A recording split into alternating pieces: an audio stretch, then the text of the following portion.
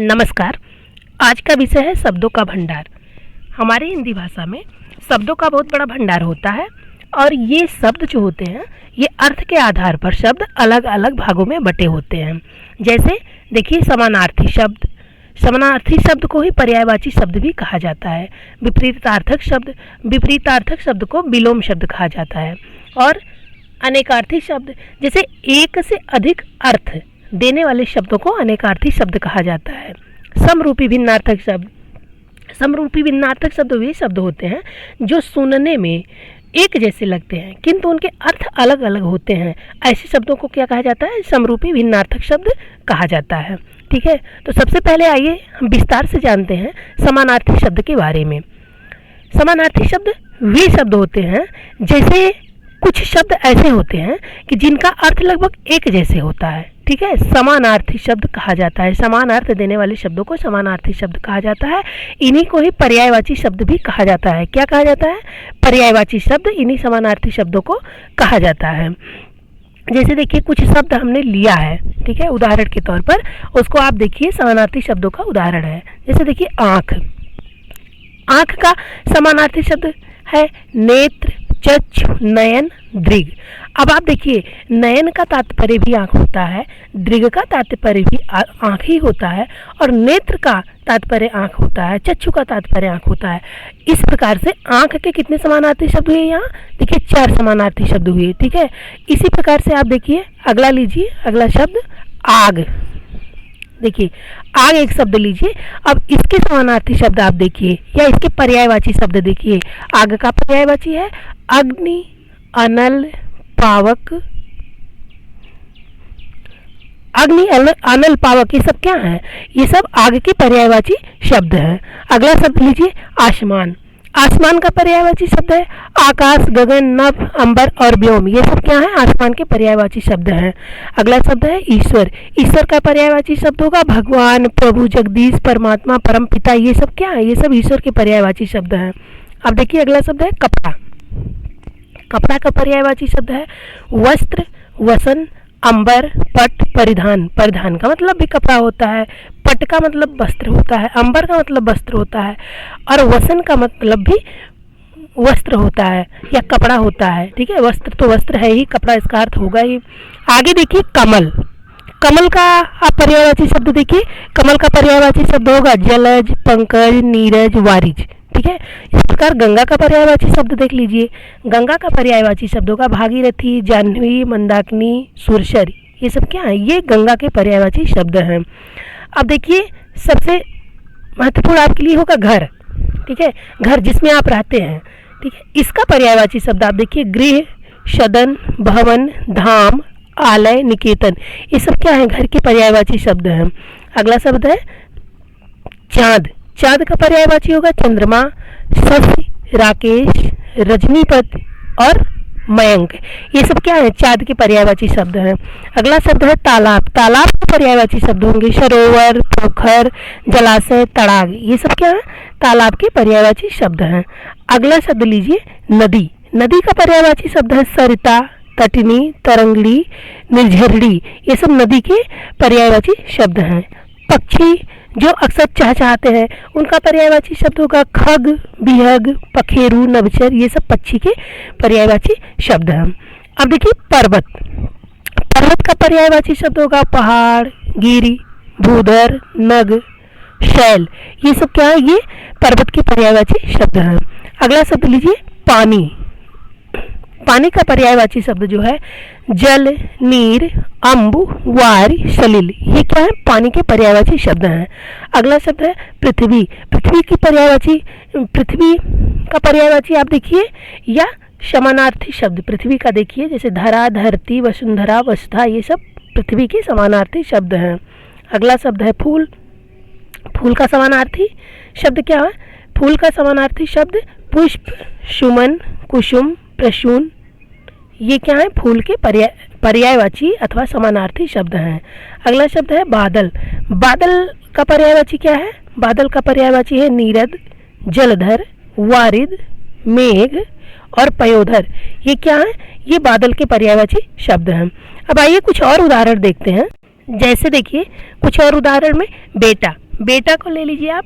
अब इसके समानार्थी शब्द देखिए या पर्यायवाची शब्द, बेटा का होगा क्या, पुत्र, श्रुत, तनय, आत्मज, ये बेटा का पर्यायवाची होगा। और इसी तरीके से होता है बेटी का पर्यायवाची। बेटी का पर्यायवाची शब्द होगा पुत्री, श्रुता। देखिए बेटा का पुत्र हुआ, ठीक है, पुत्र का।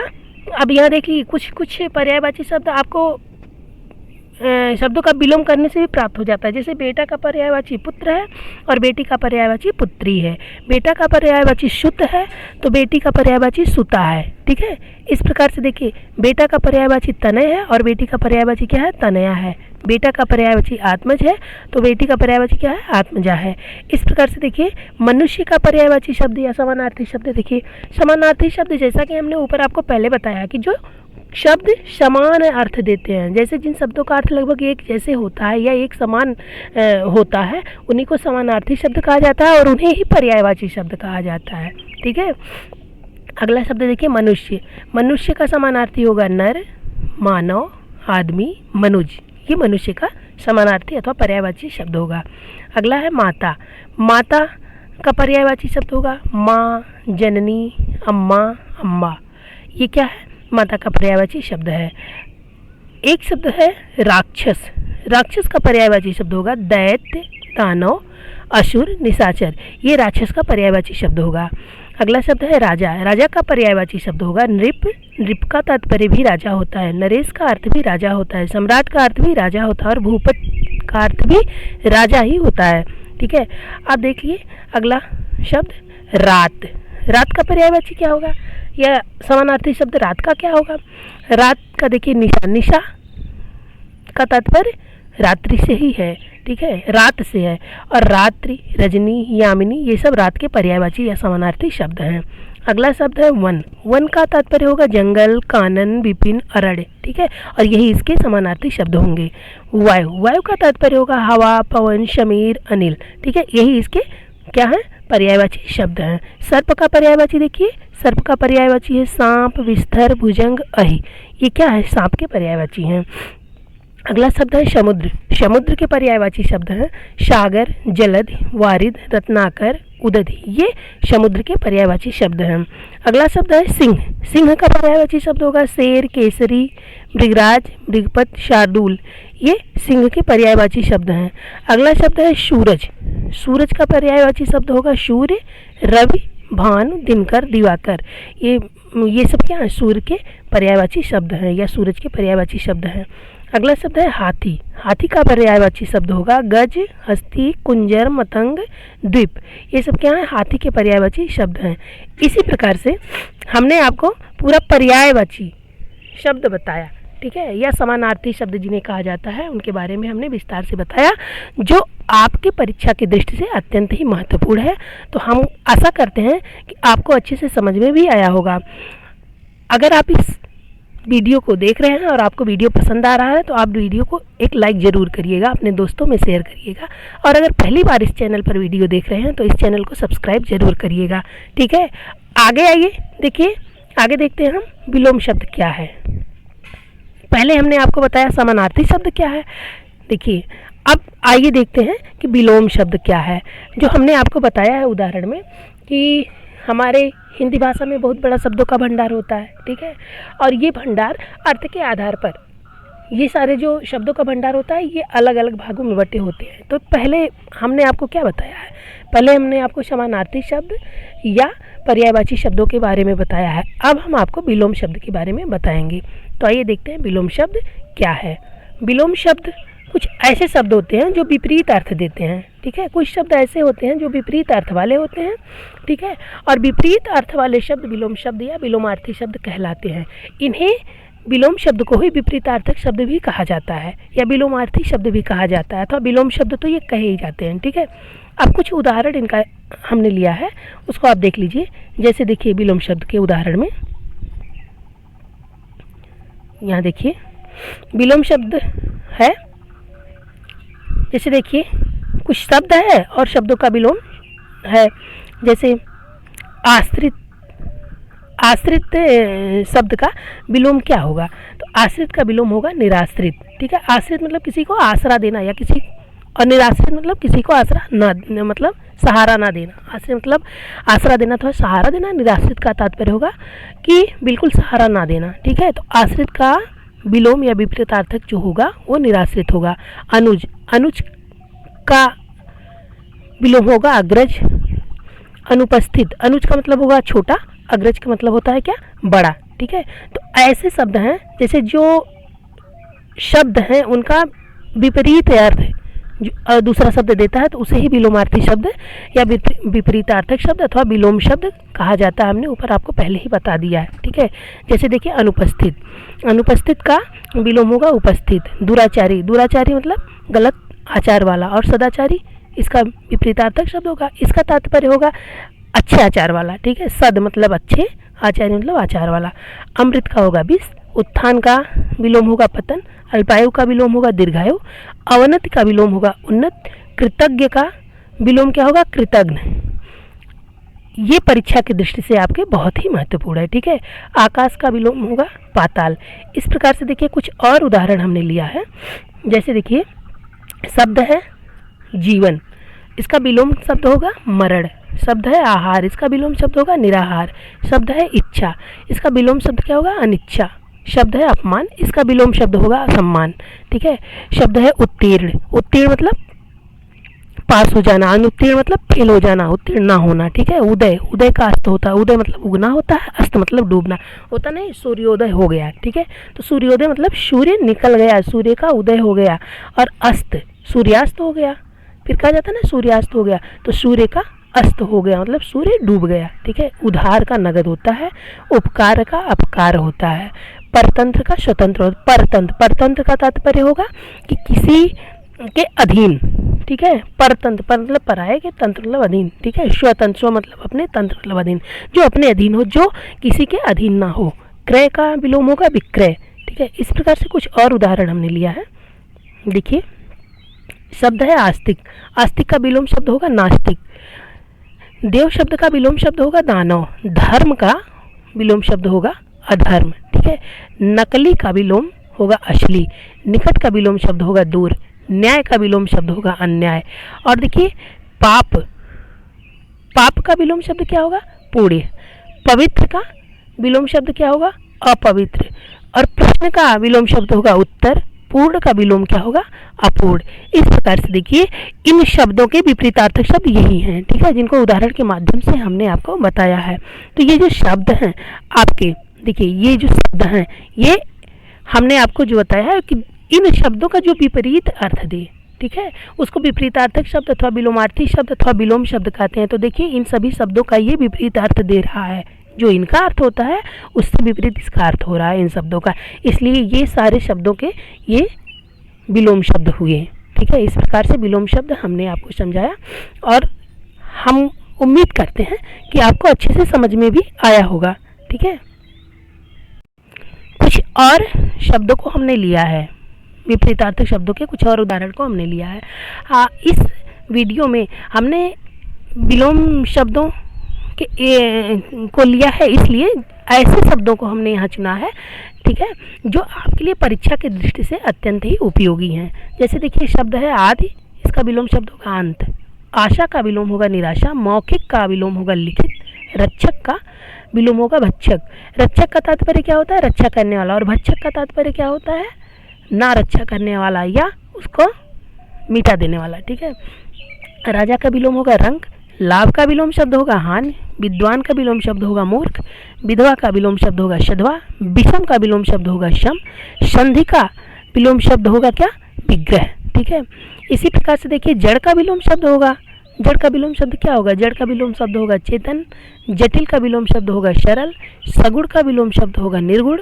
सजीव का विलोम शब्द होगा क्या, निर्जीव। सुगंध का विलोम शब्द होगा दुर्गंध। सरस का विलोम शब्द क्या होगा, नीरस। ठीक है, इसी प्रकार से देखिए साकार का विलोम शब्द होगा निराकार। साक्षर का विलोम शब्द होगा निरक्षर।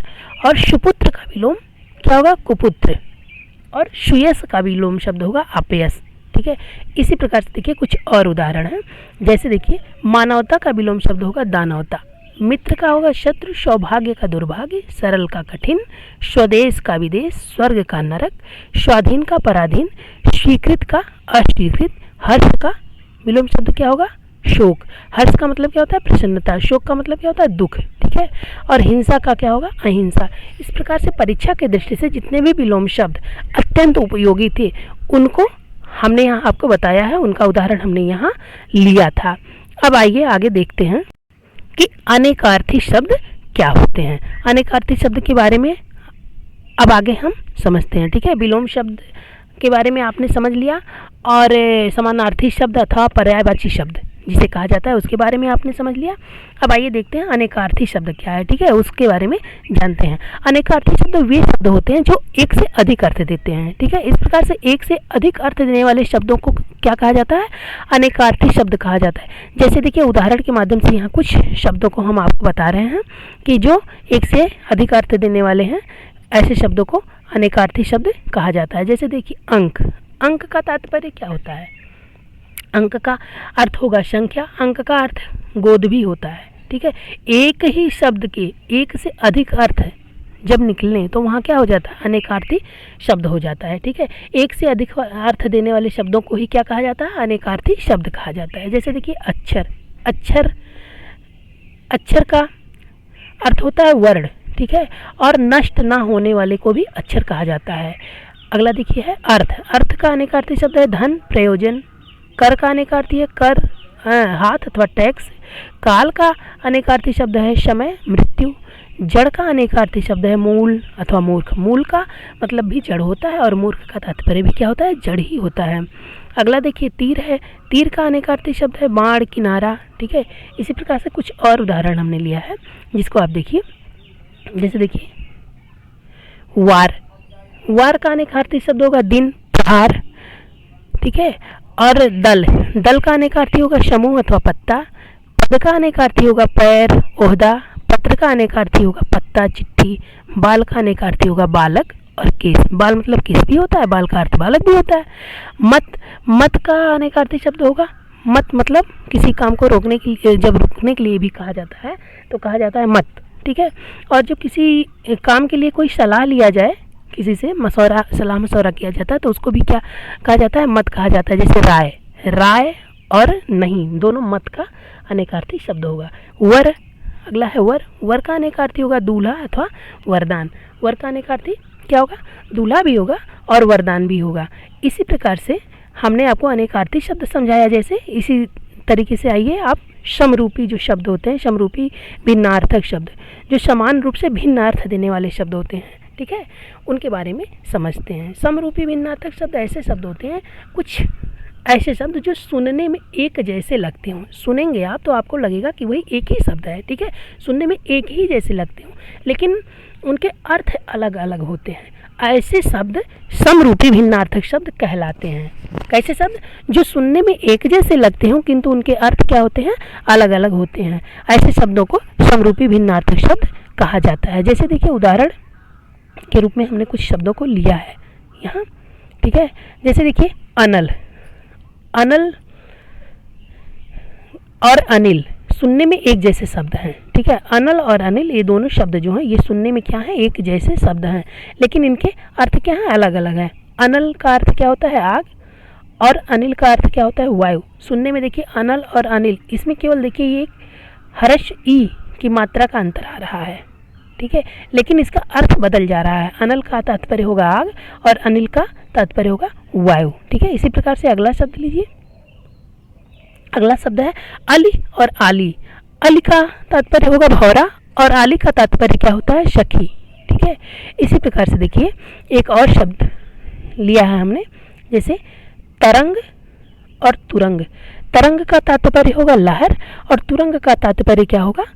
तुरंग का तात्पर्य होगा घोड़ा। ठीक है, तप्त और गर्म। तप्त और तृप्त ये भी सुनने में एक जैसे लगते हैं, समानार्थी शब्द हैं। ठीक है, समानार्थी कह रहे हैं, सॉरी, समरूपी भिन्नार्थक शब्द हैं। तप्त और तृप्त। तप्त का आप देखिए तात्पर्य होगा गर्म और तृप्त का तात्पर्य होगा संतुष्ट। इसी प्रकार से देखिए कुछ और उदाहरण हमने लिया है। जैसे देखिए अभय और उभय। ठीक है, दोनों सुनने में एक जैसे शब्द हैं और लेकिन इसके क्या है, अर्थ अलग अलग हैं। ठीक है, तो हमने आपको ऊपर यही बताया था कि कुछ ऐसे शब्द जो सुनने में एक जैसे लगते हों किंतु उनके अर्थ अलग अलग निकलते हों, ऐसे शब्दों को समरूपी भिन्नार्थक शब्द कहा जाता है, कि जो समान रूप से हैं पर भिन्न अर्थ देने वाले हैं। ठीक है, उन्हें समरूपी भिन्नार्थक शब्द कहा जाता है। देखिए, समान शब्द है अभय और उभय, सुनने में समान शब्द हैं लेकिन इनका अर्थ अलग अलग है। अभय का तात्पर्य होगा निडर, उभय का होगा दोनों। ठीक है, इसी प्रकार से देखिए आमरण और आभरण। आमरण मतलब मृत्यु होने तक, आभरण मतलब क्या होता है, गहना। ठीक है, इसी प्रकार से देखिए अवसान और आसान। अवसान का तात्पर्य होगा अंत, आसान का तात्पर्य होता है क्या, सरल। ठीक है, इसी प्रकार से और देखिए उपकार और अपकार शब्द हैं जो समरूपी भिन्नार्थक शब्द हैं, सुनने में एक जैसे हैं पर इनके अर्थ अलग अलग हैं। उपकार का तात्पर्य होगा भलाई, अपकार का तात्पर्य होगा बुराई। अब देखिए और का तात्पर्य होता है तरफ, और का अर्थ क्या होता है, तथा। ठीक है, कृपण और कृपाण को देख लीजिए। कृपण का अर्थ होगा कंजूस और कृपाण का अर्थ क्या होता है, तलवार। अब देखिए क्रम और कर्म का देख लीजिए। क्रम का तात्पर्य क्या होगा, क्रम का अर्थ होता है सिलसिला। ठीक है, और कर्म का अर्थ होता है काम। इसी प्रकार से कुछ और उदाहरण हैं, जैसे देखिए यहाँ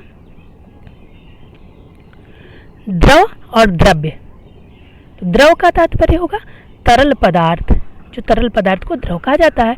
और द्रव्य का अर्थ क्या होता है, धन। ठीक है, पथ का अर्थ होता है राह, और पथ्य का अर्थ क्या होगा, रोगी का आहार। रोगी को दिया जाने वाला जो आहार होता है उसे क्या कहा जाता है, पथ्य कहा जाता है। ठीक है, और पथ का तात्पर्य जो होता है वो होता है क्या, राह। आगे देखिए परिणाम और परिमाण, सुनने में एक जैसे शब्द हैं पर इनके अर्थ अलग अलग हैं। जैसे देखिए परिणाम का तात्पर्य होगा फल। ठीक है, और परिमाण का तात्पर्य होगा मात्रा। इस प्रकार से देखिए प्रासाद और प्रसाद, सुनने में देखिए एक ही जैसे शब्द हैं। ये सब जो हम आपको बता रहे हैं समरूपी भिन्नार्थक शब्द हैं जो सुनने में एक जैसे लगते हैं किंतु अर्थ अलग अलग दे रहे हैं। देखिए प्रासाद और प्रसाद, प्रासाद का अर्थ होगा महल और प्रसाद का अर्थ होगा कृपा। ठीक है, इसी प्रकार से बलि और बलि, बलि का अर्थ है राजा बलि और बलि का अर्थ क्या होगा, बलवान। इसी प्रकार से देखिए भुवन और भवन। ठीक है, भवन और भुवन दो शब्द हैं, समरूपी भिन्नार्थक शब्द हैं जो सुनने में एक जैसे लग रहे हैं, भवन भुवन। ठीक है, लेकिन भवन का अर्थ होगा घर और भुवन का अर्थ क्या होगा, संसार होगा। अगला है लक्ष्य और लक्ष्य। लक्ष्य का अर्थ होगा उद्देश्य और लक्ष्य का अर्थ क्या होता है, लाख। ठीक है, इसी प्रकार से एक और शब्द है सर और शर। ठीक है, सर और शर। अब देखिए शर का अर्थ होगा बाण और सर का अर्थ क्या होता है, तालाब। ठीक है, शर का अर्थ होगा बाण और सर का अर्थ क्या होता है, तालाब। अब आइए देखिए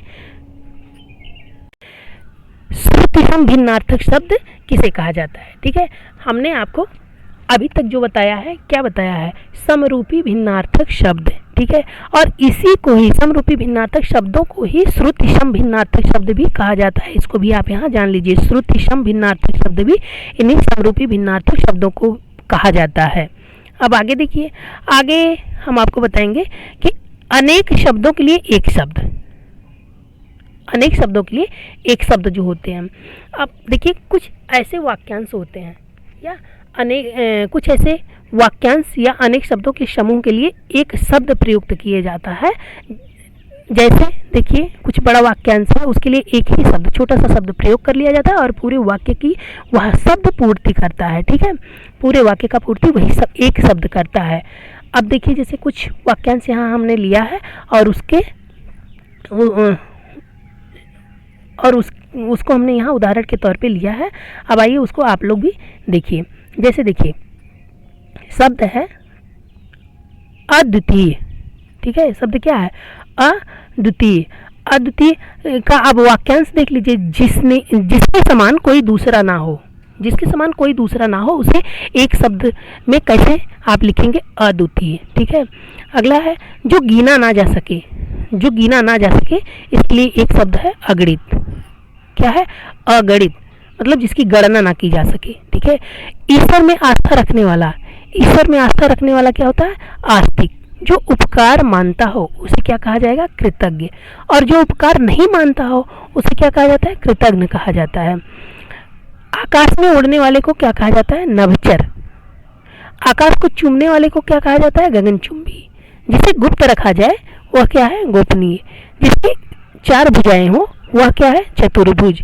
जो जन्म से ही अंधा हो उसे क्या कहा जाएगा? जन्मांध। ठीक है, इस प्रकार से कुछ और उदाहरण हमने लिया है। जैसे तप करने वाला, तप करने वाले को क्या कहा जाता है? तपस्वी। जो किसी पक्ष में ना रहे उसे क्या कहा जाता है? तटस्थ। एक शब्द उसके लिए क्या है? तटस्थ। बहुत तेज चलने वाले के लिए एक शब्द है द्रुतगामी। ईश्वर पर विश्वास रखने वाला, इसके लिए एक शब्द है, ईश्वर पर विश्वास रखने वाले को आस्तिक कहते हैं, और ईश्वर पर विश्वास ना रखने वाला इसको क्या कहते हैं? नास्तिक कहते हैं। रात में घूमने वाले को निशाचर या निशाचर कहा जाता है। नक्षत्र तो आकाश में घूमने वाले को कहा जाता है। ठीक है, रात में घूमने वाला क्या होता है? निशाचर। और जो थोड़ी देर पहले पैदा हुआ हो उसको क्या कहा जाता है? नवजात। जिसका पति मर गया हो उसे विधवा कहा जाता है, और जिसकी पत्नी मर गई हो उसे विधुर कहा जाता है। सब कुछ जानने वाले को एक शब्द में सर्वज्ञ कहा जाता है। जो क्षमा के योग्य हो उसके लिए एक शब्द है क्षम्य। जो जल में रहता हो उसका होगा जलचर। जिसका आचरण अच्छा ना हो उसके लिए एक शब्द क्या होगा? दुराचारी। दुर और आचार्य, दुर मतलब बुरा, आचार्य मतलब आचार विचार करने वाला। ठीक है, गलत विचार वाला। ठीक है, तो गलत विचार वाला, आचरण अच्छा ना हो, इसी के लिए तो दुराचारी बताया हमने। जो कभी ना मरे उसके लिए एक शब्द होगा अमर। मास में एक बार आने वाला मासिक होता है।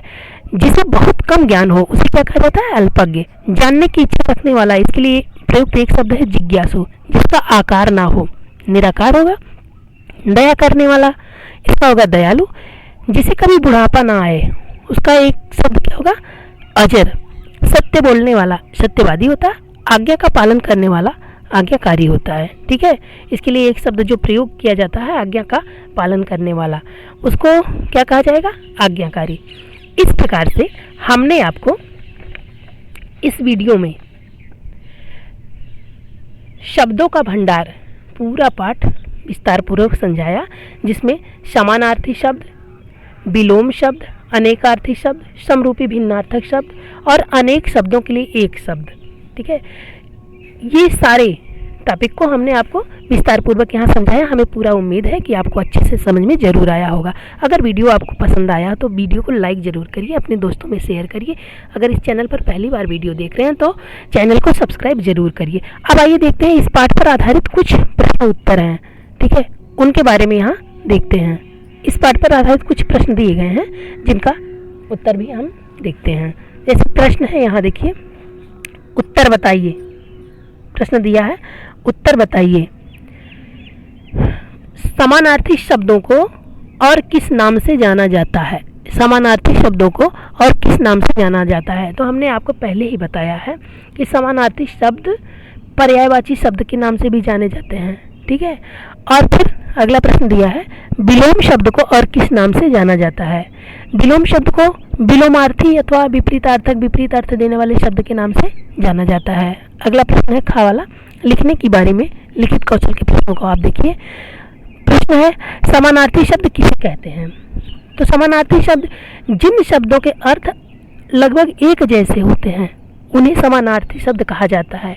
इन्हें ही पर्यायवाची शब्द भी कहा जाता है। अगला प्रश्न है, अनेकार्थी शब्द किसे कहते हैं? अनेकार्थी शब्द वे शब्द होते हैं, ऐसे शब्द जो एक से अधिक अर्थ देने वाले होते हैं। ऐसे शब्दों को अनेकार्थी शब्द कहा जाता है। जैसे देखिए, अंक और अक्षर।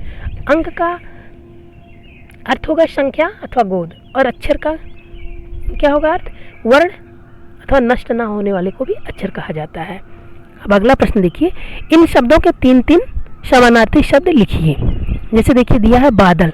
बादल का समानार्थी शब्द है मेघ, पयोधर और नीरद। ठीक है, अगला है राक्षस। राक्षस का होगा दानव, दैत्य, निशाचर। सर्प है, सर्प का होगा भुजंग, सर्प और क्या है? विषधर। विषधर को भी सर्प कहा जाता है। हाथी, हाथी का क्या होगा? गज, कुंजर। हाथी का क्या होगा? गज, कुंजर और मतंग। ये हाथी के क्या है? समानार्थी शब्द हैं। अब आगे देखिए प्रश्न, इन शब्दों के 2 अर्थ लिखिए।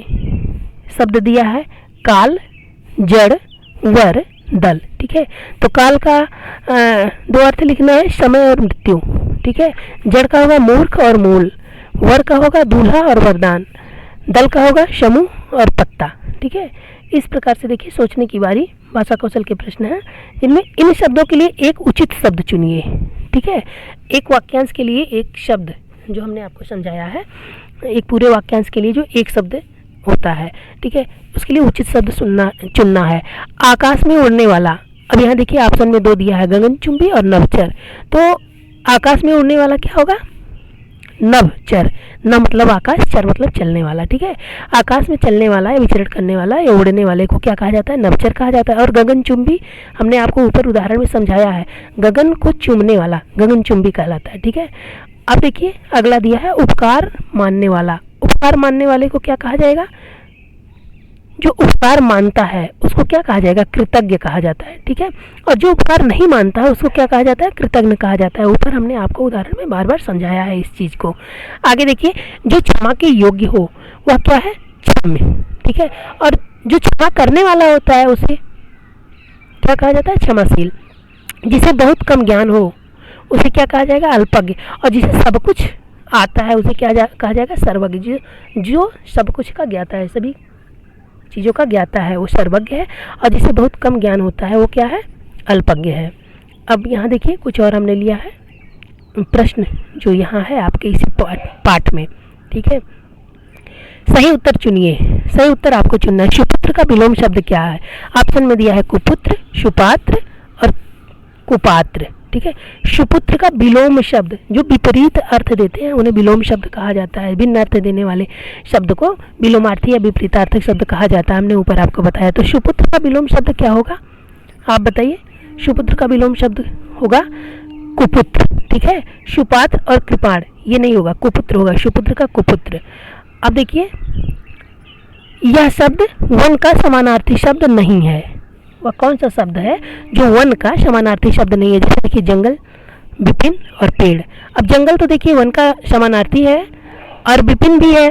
पेड़ वन का समानार्थी शब्द नहीं है। पेड़, एक पेड़ के बारे में यहाँ बताया गया है। पूरे पेड़, अगर पेड़ों के समूह जो जहाँ रहते हैं उसी जगह को, जहाँ बहुत सारे पेड़ रहते हैं उसी को जंगल या वन कहा जाता है। लेकिन ये पेड़ शब्द वन का समानार्थी शब्द नहीं है। अगला प्रश्न है कृपाण। कृपाण का अर्थ क्या है? कृपाण का अर्थ होता है कंजूस, तलवार, हथियार, ठीक है। कृपाण का अर्थ क्या होता है? ये ऑप्शन में दिया है, कंजूस, तलवार और हथियार। अब आपको इसमें ढूंढना है कि कृपाण का अर्थ क्या होता है। कृपाण का अर्थ क्या होगा? तलवार, ठीक है। तलवार यही जो दिया है यही कृपाण का अर्थ होगा। इस प्रकार से बच्चों यह पूरा पाठ शब्दों का भंडार हमने आपको समझाया। हमें पूरा विश्वास है आपको अच्छे से समझ में जरूर आया होगा। धन्यवाद।